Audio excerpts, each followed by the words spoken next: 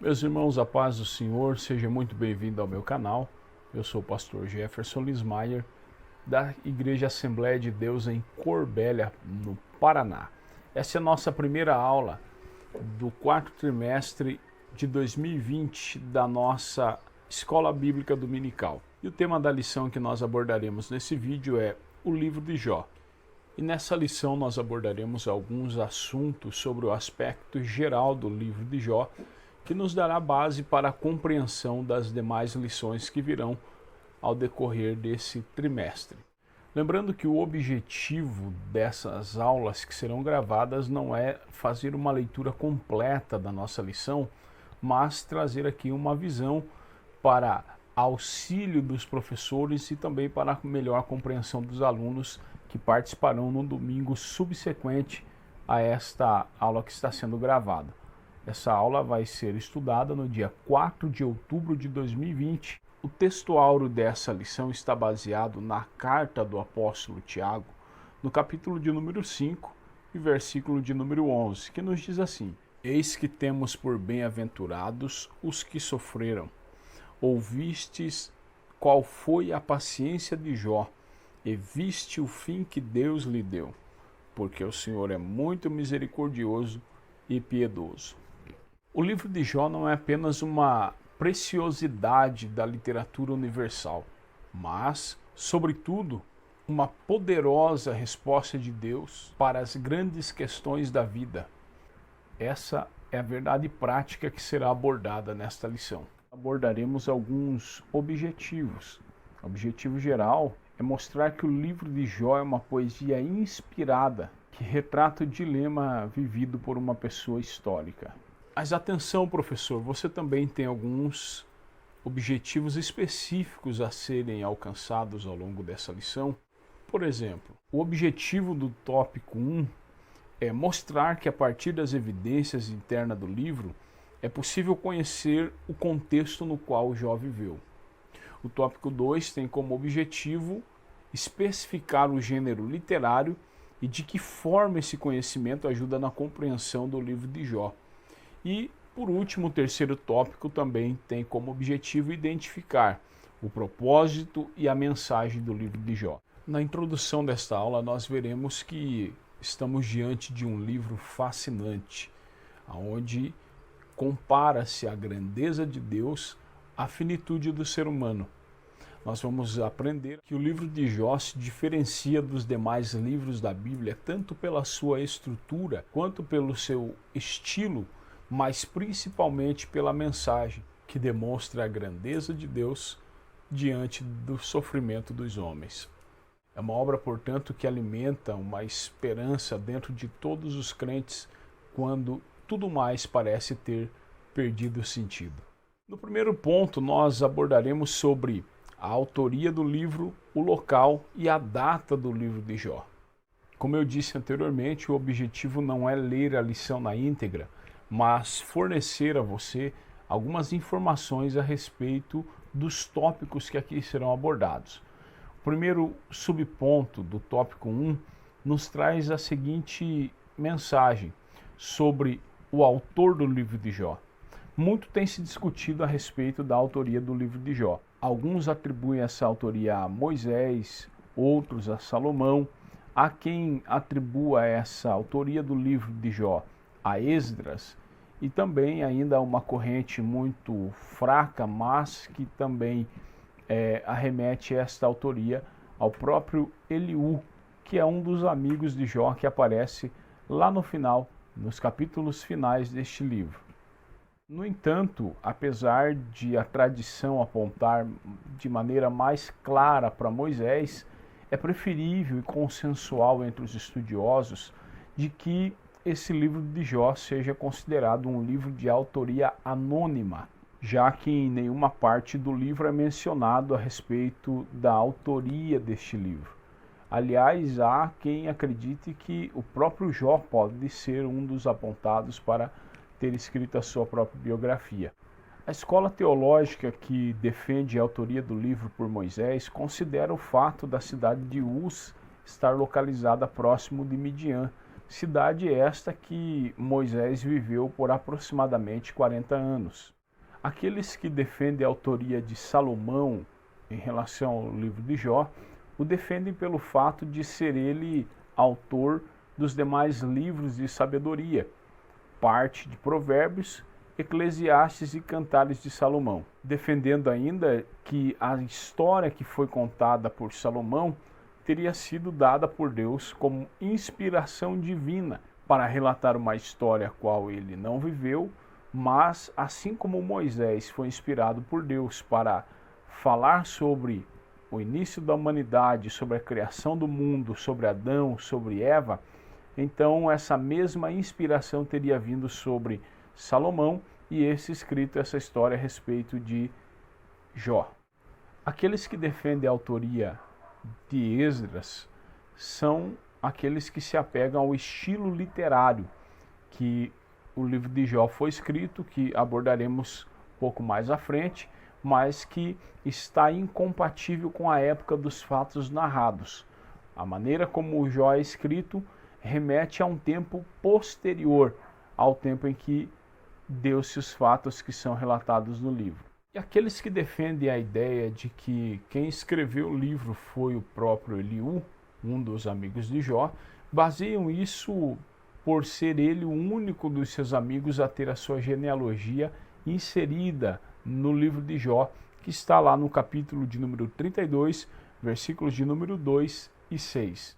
O que podemos concluir então é que o autor do livro de Jó valeu-se das tradições orais passadas de geração a geração para manter viva a história relatada neste tão grande livro, mesmo valendo-se de uma estrutura literária posterior aos fatos narrados na história do livro de Jó. Então podemos concluir que a história de Jó foi extraída da tradição oral e posteriormente foi adaptada à estrutura literária de verso e prosa, chegando assim ao consenso de que essa história não é apenas uma utopia ou uma criação literária, mas uma história verídica e verdadeira que de fato aconteceu conforme nos prova o próprio texto bíblico.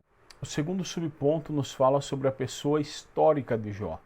Sobre isso, podemos dizer que assim como a história de Jó é real, o seu personagem principal também é um personagem real. Fato esse comprovado pela própria citação das escrituras bíblicas. Ezequiel, capítulo de número 14, versículos 14 e 20, colocam Jó em pé de igualdade a Noé e Daniel, fazendo um comparativo do personagem Jó juntamente com o personagem Noé e Daniel, que eram personagens reais. Portanto, podemos concluir que se Noé de fato existiu e Daniel também foi um personagem real, logo Jó, pela afirmação da própria escritura bíblica, também é um personagem real. Já o Novo Testamento também faz citação de Jó, como lemos no texto áureo desta lição, Tiago capítulo 5, versículo de número 11, colocando Jó como exemplo de paciência e perseverança no meio das dificuldades. Além disso, uma curiosidade para você, professor, para você, aluno, que gosta de se antecipar às aulas para ter uma interatividade melhor dentro do conteúdo abordado, Paulo faz uma menção a uma frase do discurso dele faz em 1 Coríntios, capítulo de número 3 e o versículo de número 19. Paulo vai fazer menção da frase de um dos amigos de Jó, o que vem a corroborar com a realidade tanto da história quanto dos personagens que são citados no livro de Jó. Portanto, temos até agora uma história que é considerada real, com personagens que são tratados como personagens reais, e agora o terceiro subponto da nossa lição vai falar a respeito da terra de Jó. Ou seja, no início do livro, o autor descreve ou cita a terra de Uz, terra esta que estava localizada no deserto da Arábia ou da Síria, ao leste da Palestina. A terra de Uz fazia parte provavelmente de uma rota comercial da época que foi inclusive mencionada na fuga dos reis ou na rota dos reis mencionados em Gênesis capítulo 14. Alguns textos internos do livro de Jó, como Jó capítulo 6, versículo 18 e 19, capítulo 31, versículo 32 e o capítulo 28, versículo 19, nos mostram que Jó tinha um certo conhecimento ou até mesmo um contato com esses comerciantes que utilizavam-se dessa rota comercial que passava pela terra de Uz. Portanto, temos agora uma história real, personagens reais, com um local real. E para finalizar esse nosso primeiro tópico, nós temos também a data ou a época em que o livro de Jó foi escrito. O que se sabe acerca das evidências internas do livro a respeito da data e a época é que a história de Jó acontece ainda no período patriarcal, durante o tempo de Abraão ou um pouco após a intervenção de Deus em Babel.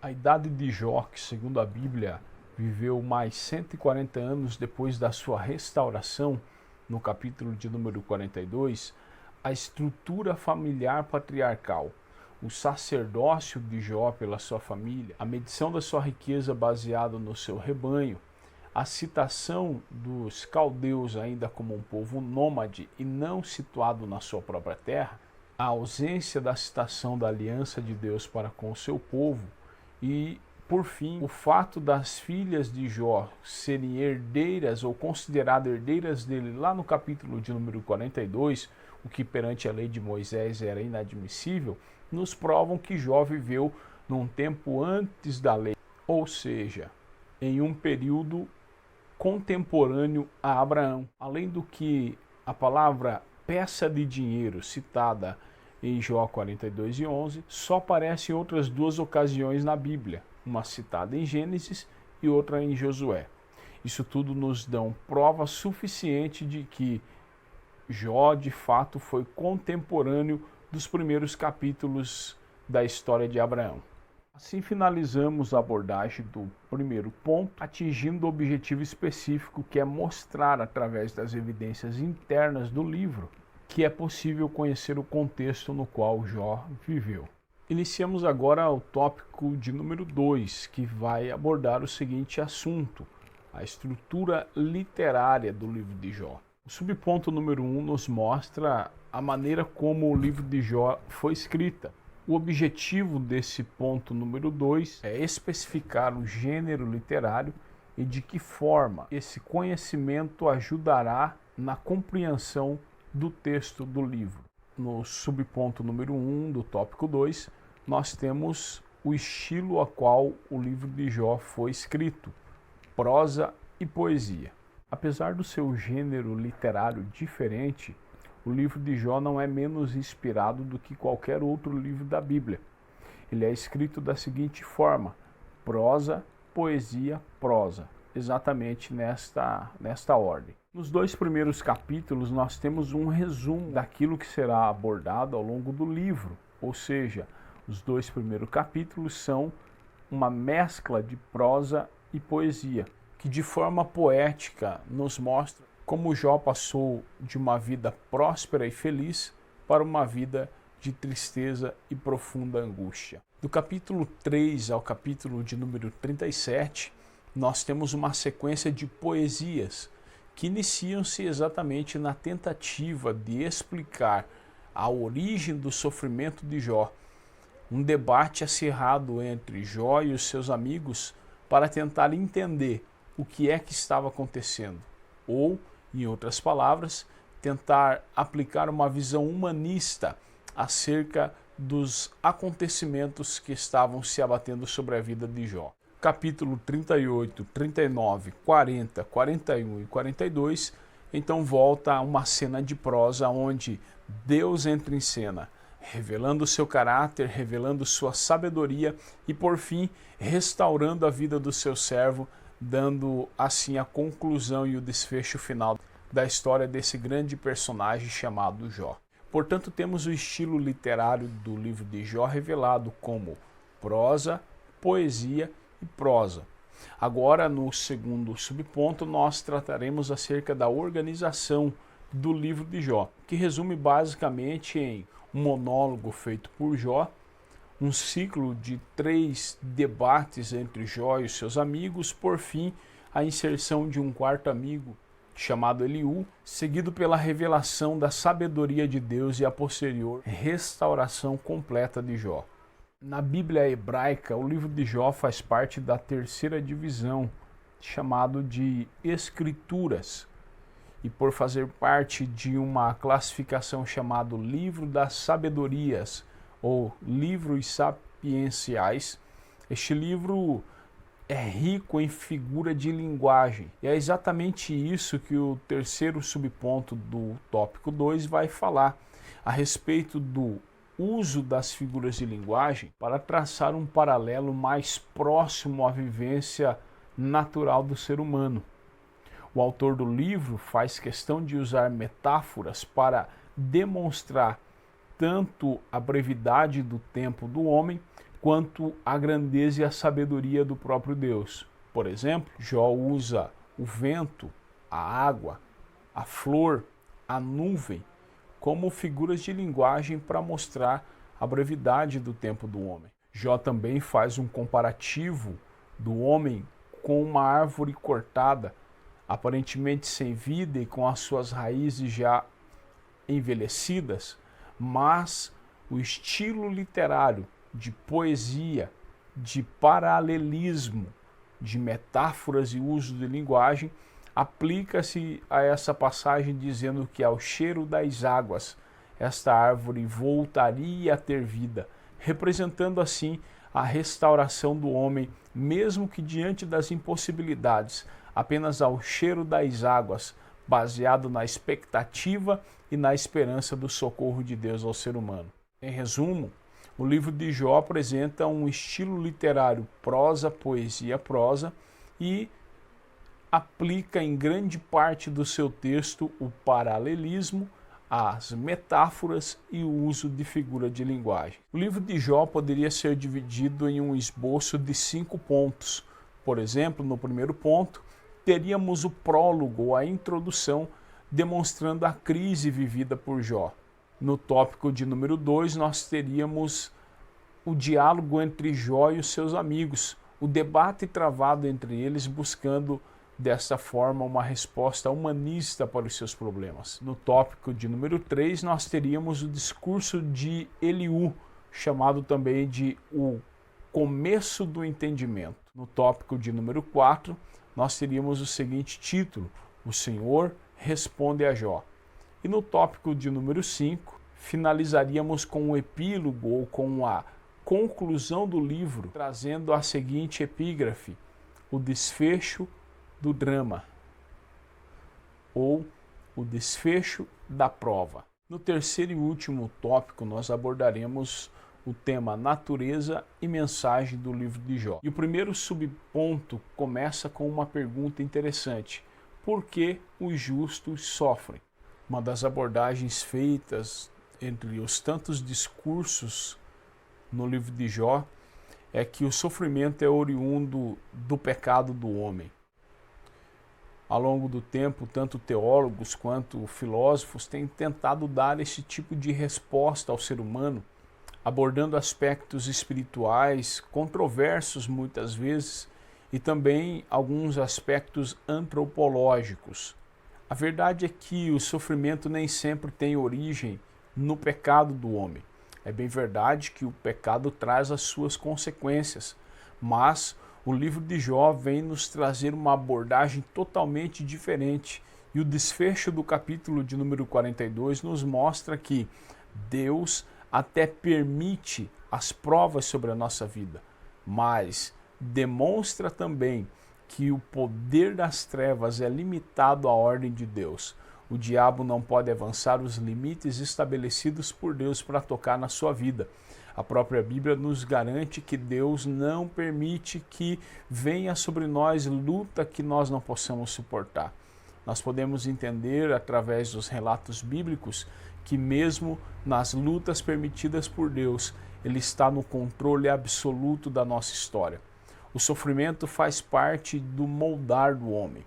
O sofrimento faz parte da aproximação do homem para com Deus. O sofrimento traz, no seu contexto geral, o propósito de glorificar o nome de Deus através da vitória concedida àqueles que são fiéis e àqueles que permanecem justos, retos, íntegros e confiantes em Deus, haja o que houver. Mesmo em meio às incertezas, Deus continua sendo soberano. É claro que eu não tenho interesse aqui já nessa primeira aula de tentar desvendar o mistério do porquê os justos sofrem, visto que essa é apenas uma aula introdutória para o que virá ao longo das próximas 12 lições desse quarto trimestre. Mas uma coisa é certa, Deus sempre estará no controle da vida do homem, quer sejam as situações boas ou más. Romanos 8:28 nos diz que todas as coisas contribuem para o bem daqueles que amam a Deus e são chamados segundo o seu decreto. O subponto de número 2 deixa a seguinte pergunta: existe bondade desinteressada? Há muitas pessoas que, ao aproximar-se de Deus, demonstram, através da sua religiosidade, uma espécie de barganha com o Senhor. Vão na igreja para serem abençoados, dão o seu dízimo para serem prósperas, fazem os seus votos para alcançarem cura. E essa é exatamente a tese que Satanás defendia diante de Deus, dizendo que Jó era religioso por mero interesse, que Jó de fato era fiel, era justo. Ele não contesta o fato da fidelidade e da retidão de Jó, porém ele atribui essa fidelidade do homem de Deus aos bens, à saúde e à família que ele recebe. Deus então o autoriza, porque tudo acontece debaixo da permissão de Deus. Deus então autoriza que o diabo toque nos seus bens, toque na sua família, toque na sua saúde, e o desfecho da história você sabe muito bem. As percas, as tragédias, as acusações injustas não afastaram Jó da sua fé e sua integridade diante de Deus. Jó demonstra que a prosperidade ela é consequência de uma vida de obediência a Deus, mas isso não significa que se você não é rico, você não é abençoado por Deus. Afinal, isso seria uma grave menção ou apologia à teologia da prosperidade. Esse tema também é bastante atual porque temos percebido uma grande aproximação de pessoas que outrora não faziam questão do público evangélico, agora identificando-se como evangélicos, como parte do movimento gospel. Algumas até bem intencionadas, outras buscando de fato salvação, libertação, transformação pelo Evangelho, mas a bem da verdade é que nesses últimos dias tem se demonstrado que a aproximação do Evangelho de Cristo, em sua grande parte, tem sido motivado por interesses pessoais. Escândalos, quedas, vergonhas, pecados expostos revelam que de fato o Evangelho desprovido de interesse está passando longe da vida prática de fé de muitas pessoas. O terceiro e último subponto do tópico 3 nos traz a seguinte reflexão: pode o homem compreender a Deus? Os capítulos finais do livro de Jó nos mostram o impacto que a vida de um ser humano pode sofrer quando ele tem um verdadeiro encontro com Deus. Jó faz uma das mais belas declarações da Bíblia, quando no capítulo de número 42, e o versículo de número 5, ele diz a seguinte palavra: eu te conhecia só de ouvir, mas agora os meus olhos te veem. Jó estava declarando que apesar de toda a sua fidelidade, apesar do exercício do seu sacerdócio familiar, apesar de tudo aquilo que ele fazia em temor e tributo a Deus, ele conhecia Deus apenas por experiências repassadas por outros. Ele conhecia Deus apenas pelo que ele tinha ouvido. Será que isso soa semelhante ou comum aos teus ouvidos? Será que isso soa parecido com a nossa realidade nos dias de hoje? Afinal, nós estamos com as nossas igrejas lotadas de pessoas que ouviram falar de Deus, ouviram dos testemunhos, dos milagres que pessoas do passado vivenciaram.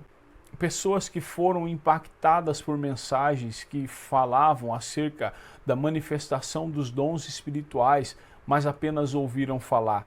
Pessoas que são tocadas pela mensagem da oração, pessoas que são tocadas por mensagens de evangelismo, pessoas que sentem-se motivadas a ouvirem uma pregação bem exposta, um testemunho bem contado, um louvor bem cantado, mas que de fato nunca tiveram um encontro verdadeiro com o Senhor. Jó vai nos demonstrar, no término do seu livro, na conclusão da sua história, que para ele a questão maior não foi entender Deus, mas experimentar Deus. Não foi compreender os planos de Deus. Afinal, como faz a pergunta no tópico, pode o homem compreender a Deus? A resposta é não. Nós não podemos compreender a Deus, mas nós podemos ter experiências com Deus. Nós podemos experimentar a Deus. Um exemplo no Novo Testamento é a vida do próprio apóstolo Paulo, que ao ter um encontro com Jesus Cristo em Atos capítulo de número 9, é transformado de forma radical. O homem que outrora perseguia a igreja agora se torna um perseguido.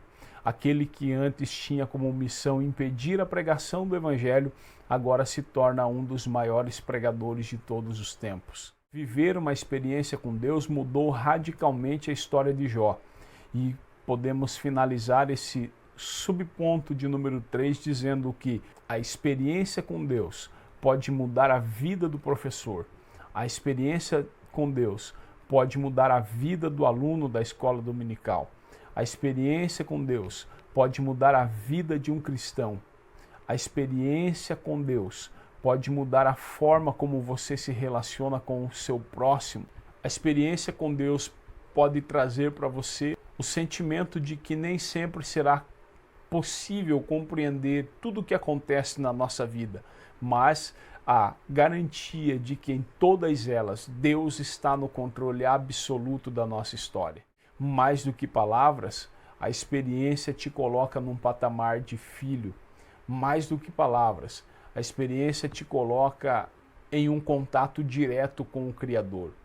Ouvir falar de Deus e ter experiência com Deus muda totalmente a tua forma de enxergar quem é o autor e consumador da sua fé, o Criador de todas as coisas, aquele a quem Jó disse: eu sei que o meu Redentor vive e por fim se colocará de pé. Concluímos esse tópico de número 3, dizendo que é possível identificar o propósito e a mensagem do livro de Jó quando compreendemos que os justos sofrem, mas Deus está no controle absoluto de todas as coisas. Que pode sim haver bondade desinteressada quando, a despeito das situações, quando mesmo diante das adversidades, nós não nos prostramos diante da murmuração e da crítica ao Deus Todo-Poderoso, mas agimos com prudência, com fé, com integridade, sabendo que Deus ao seu tempo nos livrará. E mesmo sem compreender a totalidade do seu plano, sabemos que o propósito principal de Deus é nos levar a uma experiência com Ele. Em resumo, para concluir essa lição, nós aprendemos aqui ao longo desse vídeo o contexto histórico e literário de Jó.